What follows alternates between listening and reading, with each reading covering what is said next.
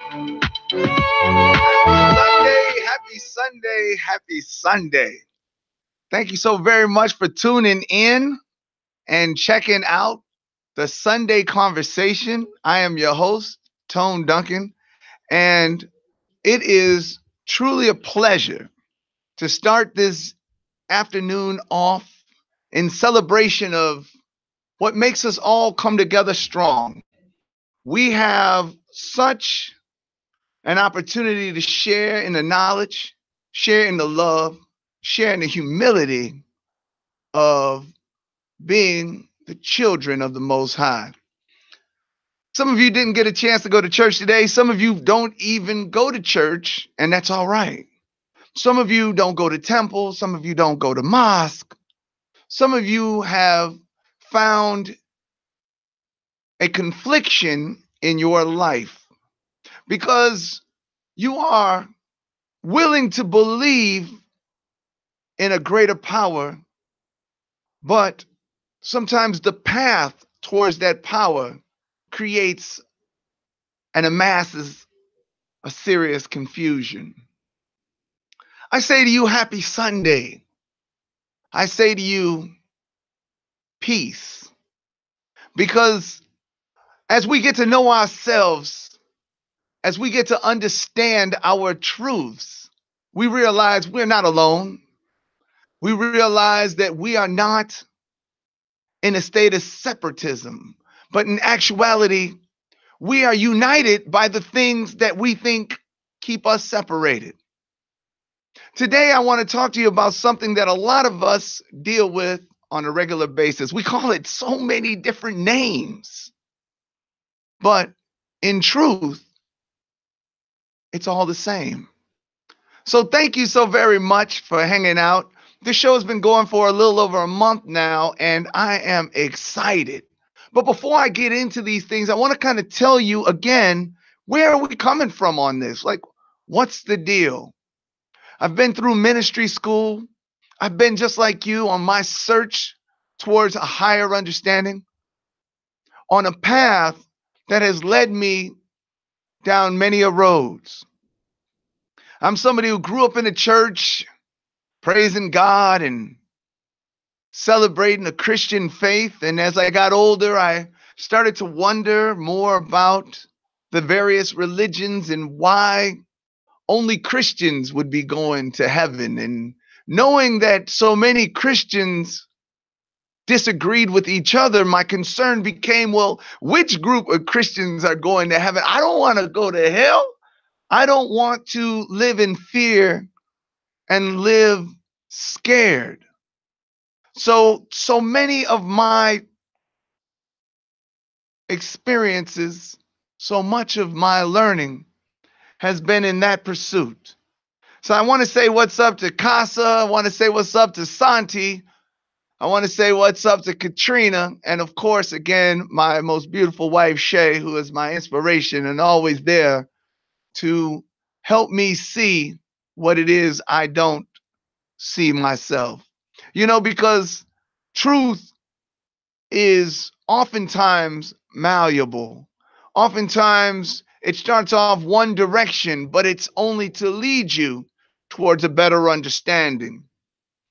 One of the things that I had a problem with when I was younger was seeing all the evil in the Bible, seeing how people could hurt other people and then call that the blessings of God. I was very disturbed by that because I knew that if Jesus said, "Forgive them, Lord, they know not what they do," yet they were killing him, that there had to be some form of misunderstanding when it was those who screamed out the name of God who were doing the greatest amount of killing. Rich, what's going on? So as I got to understanding more and more, it involved deep research. I went through ministry school, then I went through textual criticism. I found myself to be fond of the scholarship that helped to better understand and navigate what it was I was learning. But it was only in the verse that Jesus explained everything, that I decided that I had the confidence to go forward in this path of righteousness. I want to say what's up to Reese. Reese is one of my mentors and confidants. He's checking me out right now. He listens to me when I'm in my highs and my lows, and I thank you for that, because it's only through God that we navigate our synergies. Chuck, what's going on? Chuck, one of my dudes from when we were a little, what would we say, a little reckless in the world. But as we mature and as we give God the glory, we realize that even the negative parts of our life were to help to give us the experience that we needed to better connect to those going through it at the time. So I thank God for the hard times and the high times. Mike, what's going on? Mike in the house. You know, God creates warriors, and then warriors create their own agenda. And then you have to find your humility and realize that what you thought you were designed for was actually just an experience so that you could become ready for what you were truly put here for. Some of us have been through some serious changes in our lives, but it's through those changes that God rearranges us to be powerful warriors.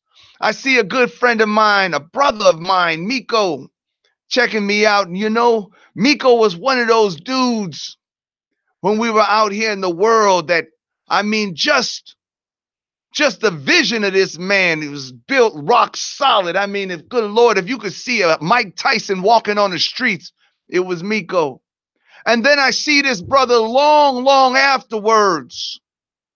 And the very first thing he tells me is, man, I'm a man of God. And I couldn't believe it. Because, you know, God put people in our lives, even when our lives weren't right. And then you see it turn around, and the same powerful forces are now doing the work of the Lord. And you are made confident in seeing these things. So I thank God for that, brother, and for the brothers and sisters who are listening today, because it's never by accident. You know, I always tell people the Psalms can strengthen your spirit in the worst of times. I say, the Lord is with me, and I will not be afraid. Because what can man do to me when the Lord is with me?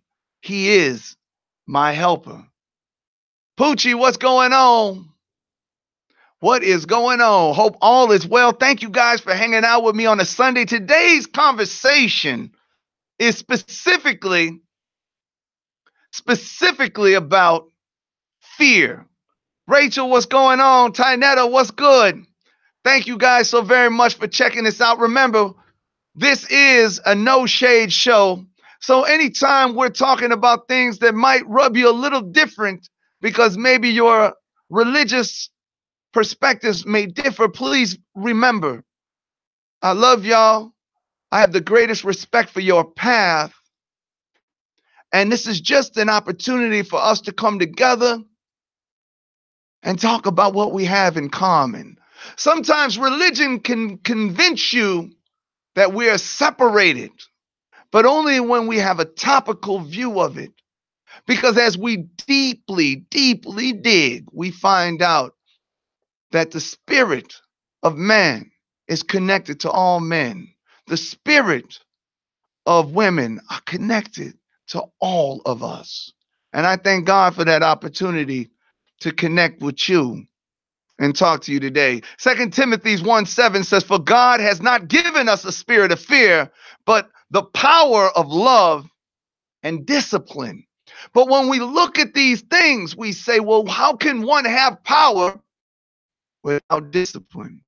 How can one have love without the removal of fear? Khaled, what's going on? One of my other good brothers, strengthened in the Most High. And never forget the time that we all kind of regrouped with each other and found out that within our circle of truth was an uprooting of foolishness and the implanting of God's message.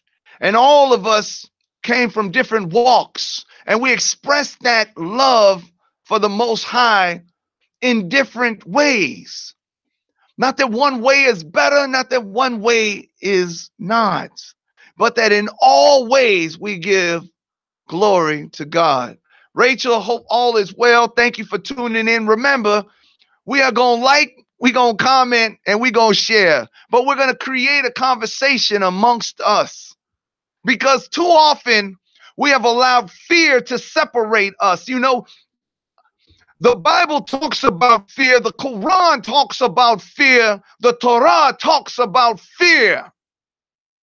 But oftentimes it is the fear that keeps us all separated.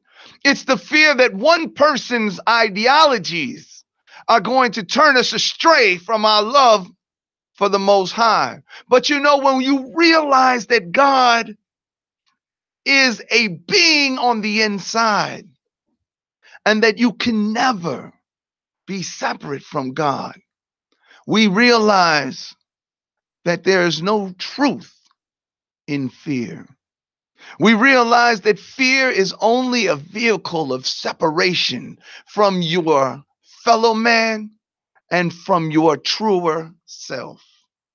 So today we have to tackle this, because fear comes out of nowhere like a lion lurching in the dark.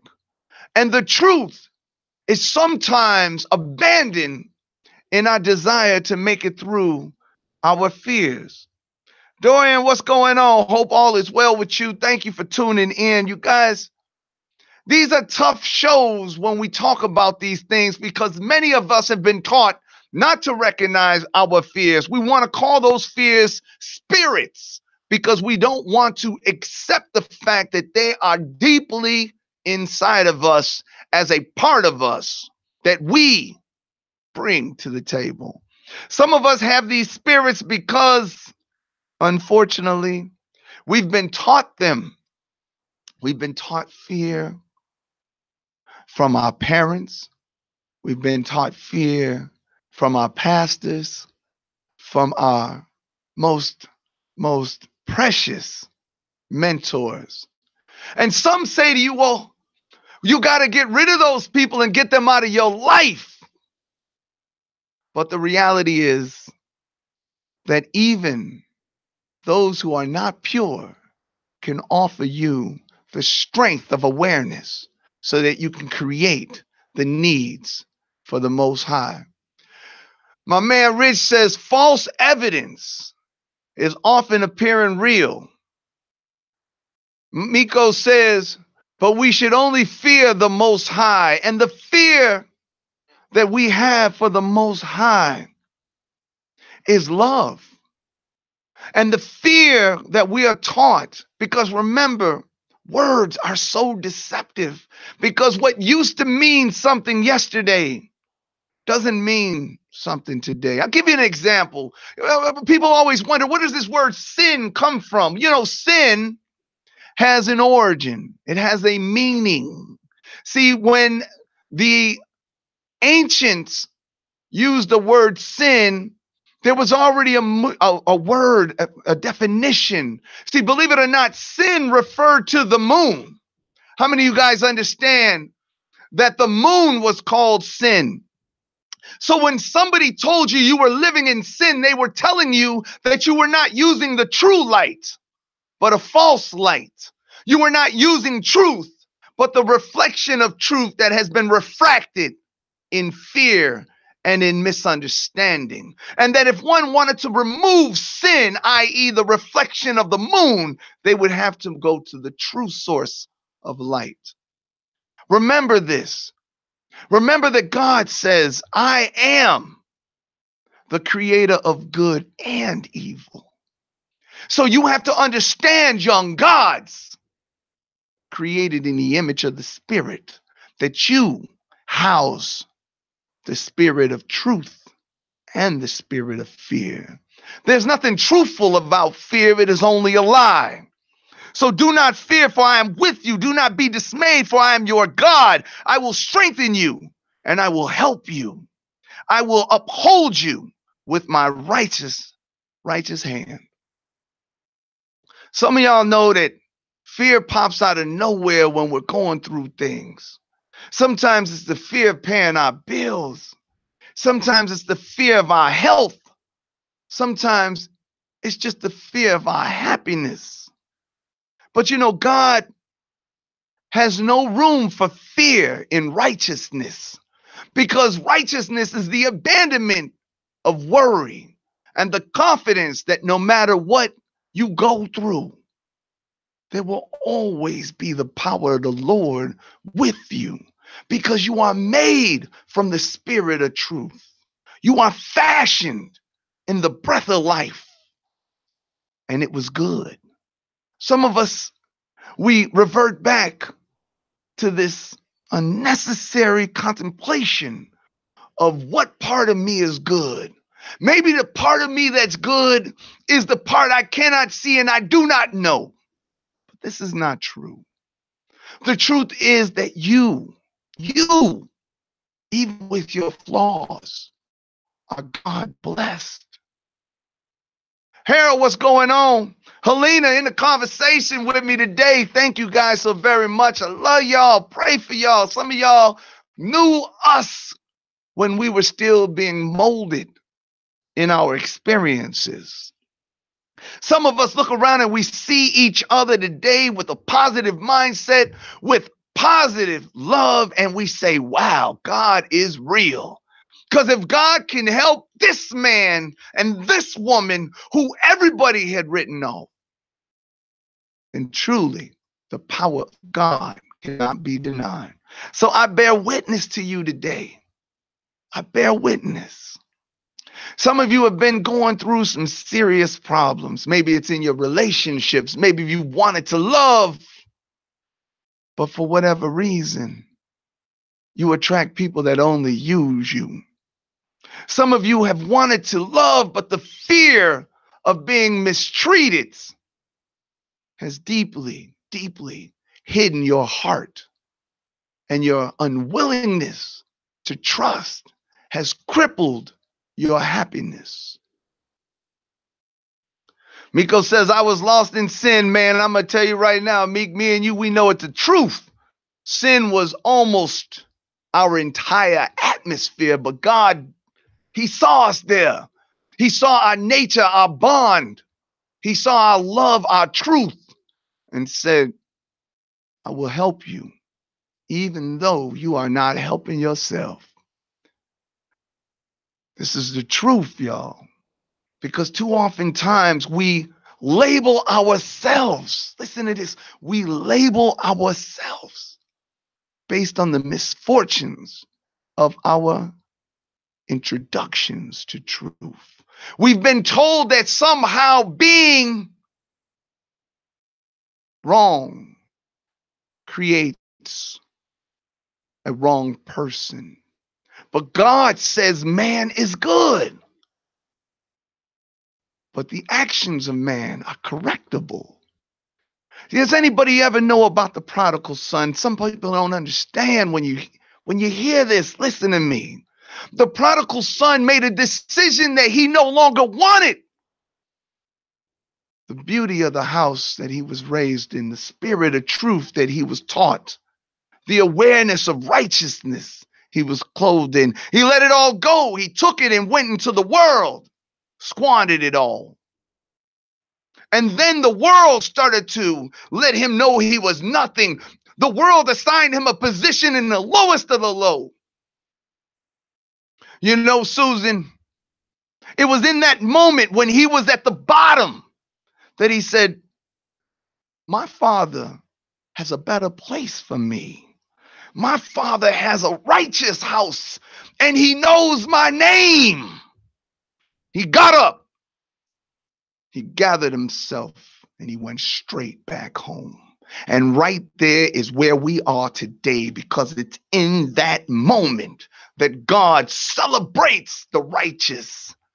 And we repent, which means we turn our face from the wicked and back to the strong. Does that mean that we'll have everything right?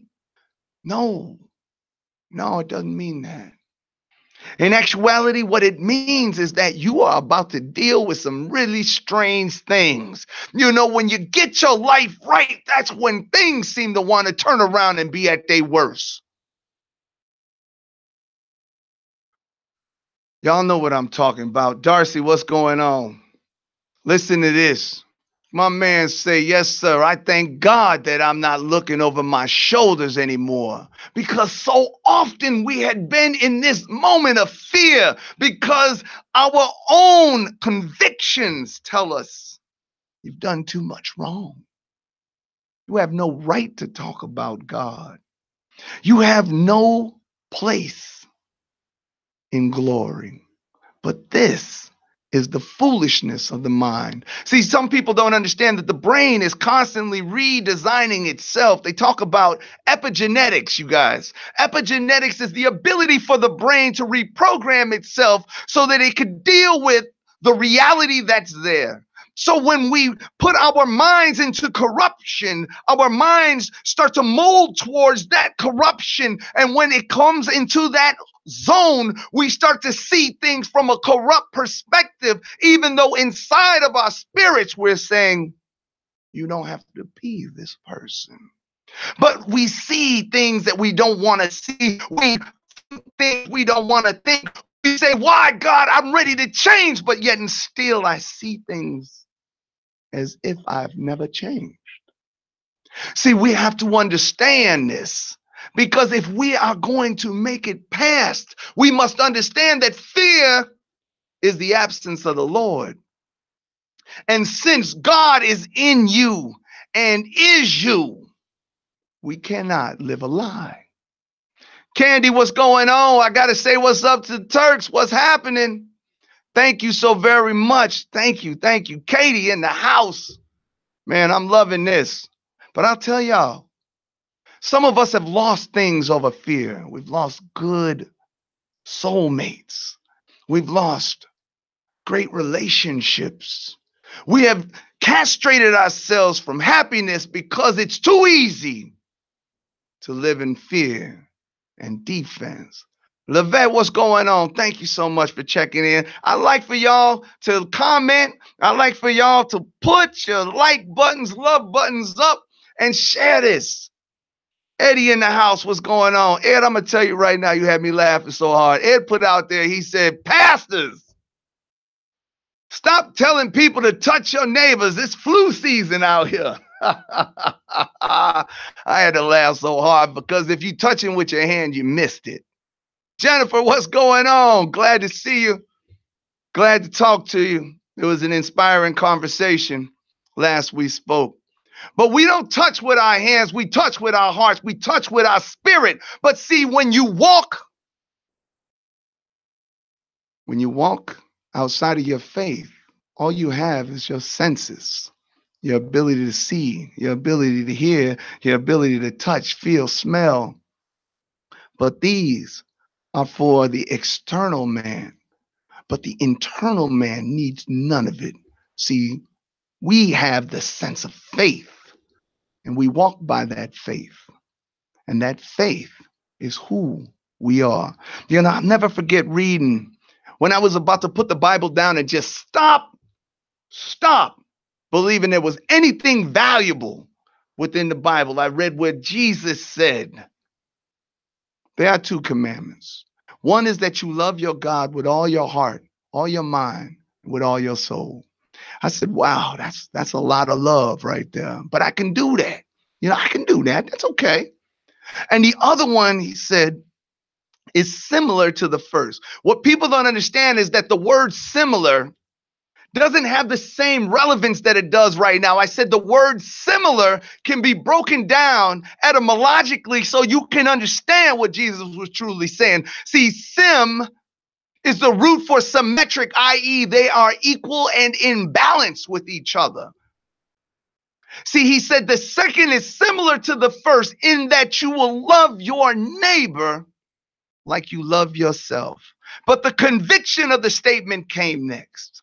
See, the conviction of the statement is how we see the gospel today. And if you don't see it that way, you don't understand the scriptures. Because Jesus in that statement said, all of the prophets and all of the laws hinge on these two statements. So when I reread the scriptures, I was able to see that which was made out of fear and that which was made out of love. And when I'm afraid, as the Psalms say, I just put trust in God. Because I don't have the ability to understand in my brain, because the Spirit knows what the brain cannot explain. Sometimes we find ourselves in our heads. That's where fear lies. See, because fear is not a true spirit, it's a false spirit. So when you are feeling the spirit of fear, know that you are not in a true spirit. You're in a man-made spirit. Some of you have the spirits of other people who have indoctrinated you with the foolishness that holds you captive when you truly just want to be free. I know, because so often I have dealt with this myself. I mean, God does the most amazing things. I could tell you about the amazing things that God has done in my life, and I promise you, the minute the next thing happens, spirit of fear jumps right out at me. Y'all know what I'm talking about. God does something amazing for you. I mean, a miracle that you cannot explain. And the very next time something happens, you immediately cringe in fear, worry, and try to figure it out for yourself. But the fear of a man will prove to be a snare, but whoever trusts in the Lord is kept safe.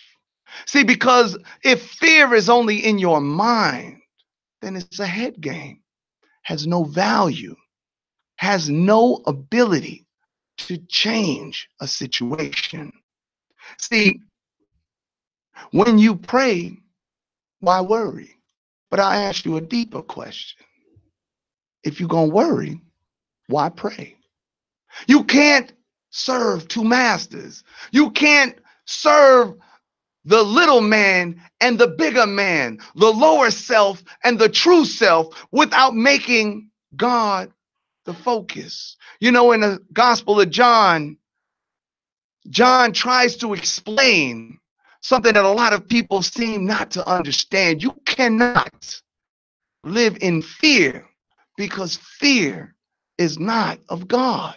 So many things we do every single day. We get out of bed because what? We worry we ain't going to be able to pay our bills. We're worried about this. We're worried about that. We live a life from the time the alarm clock goes off until the time we pass out at night that is fear-based. And we have a society that teaches us that this is the way you should think. Some of us realize that in our greatest fears, we had absolutely no idea how amazingly different the truth of God would end up turning things around.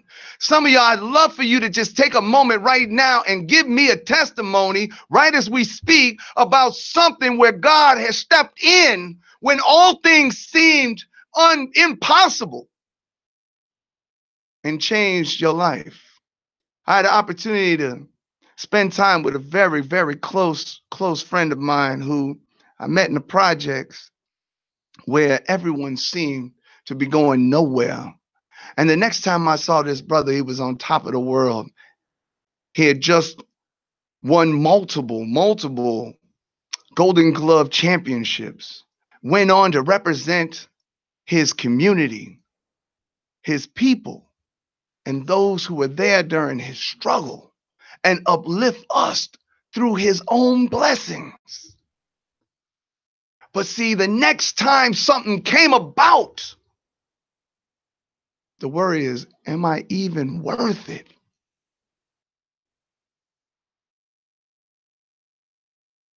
Saying what's up to Mama Helen, what's going on? Chris, what's good? What's good? Remember, you guys, like, comment, share. You know, God uses the least of us for the greatest good. I know I am the least of all of us. I'm the one least worthy. But it was in my filthiness that I said, God, there's got to be something better for me.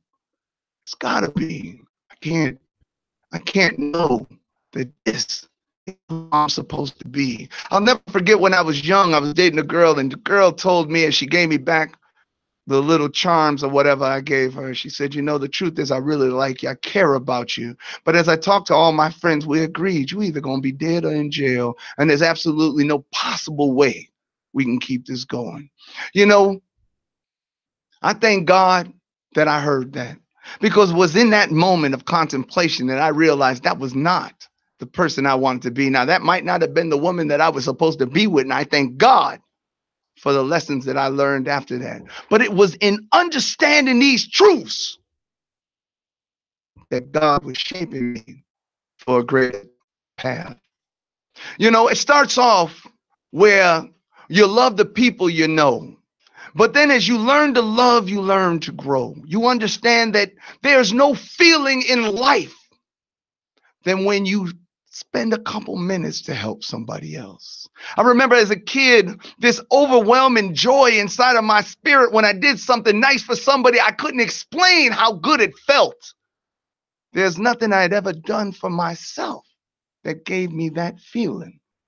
Some of y'all right now, you want to help, you want to be a part of something, but a fear of being labeled, a fear of coming off as being phony. You want to do what's right, but you don't want to seem holy. You don't want to seem like you are no longer making mistakes. I read about the most respected men in the Bible, and the truth is, they all made mistakes. Not before God rescued them, but after God rescued them, they still made mistakes. We know the story of David. We know the story of Solomon. We know the story of Moses, Abram. We know these stories. See, because the reason they're there is to teach you. God made you aware of yourself so that you could be humble. The reality is there will always be two trees in your life, on your path.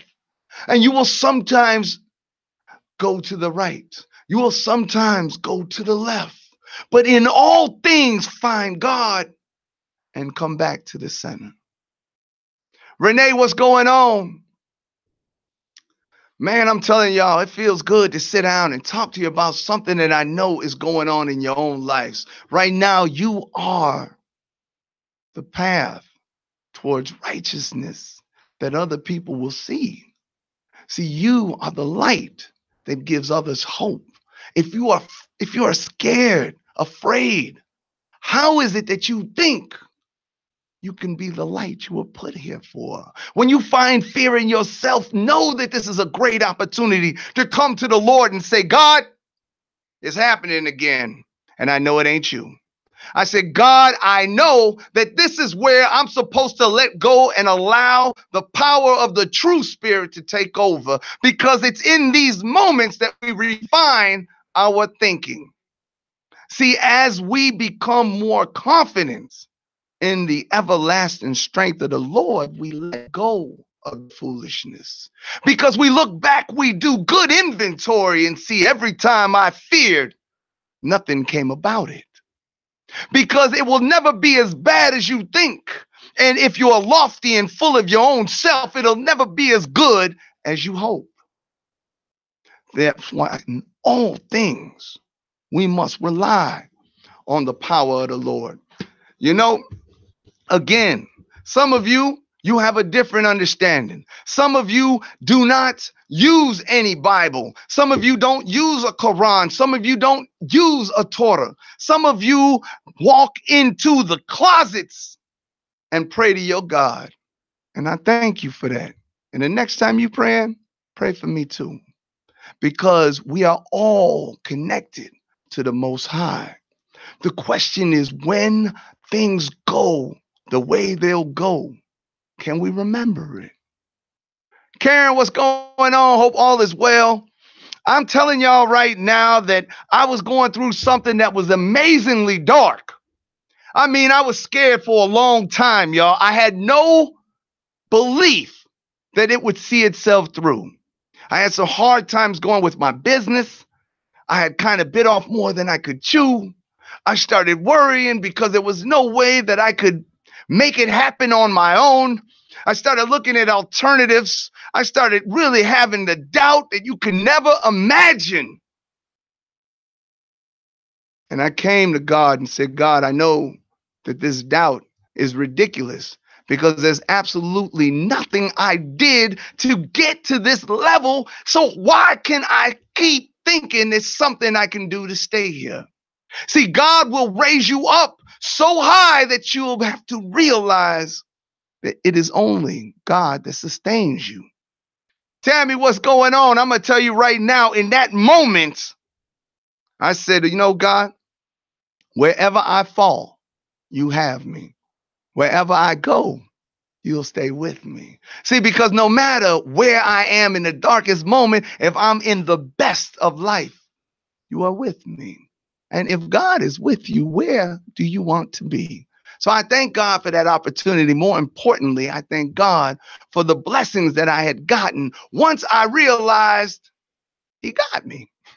Some of us are going through a dark spot because we've alienated ourselves. We've sinned in that we've allowed the false light to be our guidance.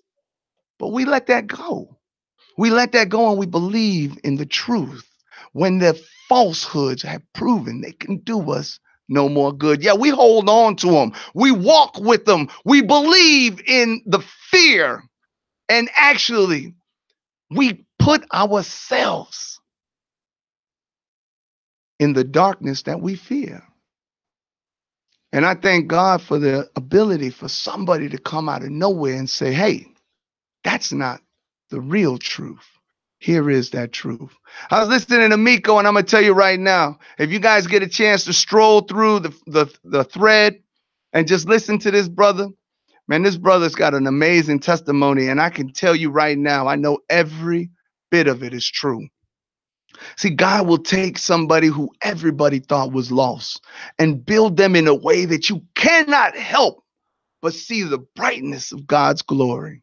Because remember this, you will never be the worst and you will never be the first. God has us all as it has always been. See, humble yourselves then under God's mighty hand that you will be lifted up in his own good time. See, that's the problem so many of us have, is that we freak out when it's not in the times that we think. So you got a bill due, and then all of a sudden you got a freaked out mode where it's like, oh, I can't do it. What should I do? You can't do it alone. It's impossible. But through God, all things are possible. But it's when you abandon the false hope, when you look deep inside of your own brain and say you don't have a strategy. It's when you become willing to allow God's strategy to be the overview for your success. Yeah, Tammy, I'm going to tell you right now, we have lessons, but we don't realize that the lessons create the blessings. Sometimes it's a lesson that you feel is the most hardship you've ever had to deal with, creates the awareness, the experience, and the confidence to walk through things that other people would never know where you got the strength. You know, when I was a kid, my father, he was an exterior restaurator, which means he worked outside. And you know, in Chicago, working outside is not something you can do year round. And we would suffer some really hardships in the wintertime. And I'm going to tell you right now, my father used to tell me all the time, if God gave it to you, he'll get it for you again. But if you don't have the confidence to get it, he'll have it right there. You'll walk right past it because you are looking with material eyes. You're looking with the carnal mind instead of the spiritual truth. Yeah, my father would go through hard times. We would definitely feel it, but out of nowhere, a blessing would come through that lesson. And you'd have to give God the glory because there was no other way that you could see it happen. For some of y'all, you probably thought I was coming on an hour from now, and this is just for those who are going to be tuning in after we take off. Remember, like, comment, share. Let's keep this conversation going because afterwards, I'm always on the thread And I love to talk to you about what's truthful. I love to talk to you about the things that are real. See, 1 Peter 1:13 says, therefore prepare your minds for action. Keep sober in the spirit. Fix your hope completely on the grace of God. See, when somebody says stay sober in the spirit, that means don't be all caught into the strangeness of feelings, the strangeness of carnal worry, because that's what we see every day. We are always fearful of that which we have no clue. But I tell y'all, and I hope y'all understand, God is more powerful than any fear. As I tell people, every problem is subordinate to its solution. There is nothing that happens that is more powerful than that which controls its outcome. I mean, what's going on when we eat, you eat. Believe me, follow that brother Alamin and see the amazing things that he's doing. Amazing things every day. Man, you want to get a part of this because he's making things happen. Yeah, I'm going to tell you right now, Miko, if I've ever met a brother who was given every single blessing to be a representative of God, let me tell you, Meek, you the man. I love you for it because you have always had the spirit of a good brother. No matter the adversities that we went through in life, you bear witness to the power of God and the saving grace, the protecting spirit, and the abundance for the righteous. I thank you because I needed to see you sometimes, brother, when things were going wrong in my life. But I tell you this, Isaiah 35:4 says, tell everyone who is discouraged, be strong. Don't be afraid. God is coming to your rescue.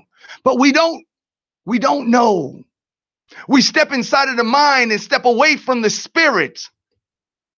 But the Bible says our people perish for a lack of knowledge.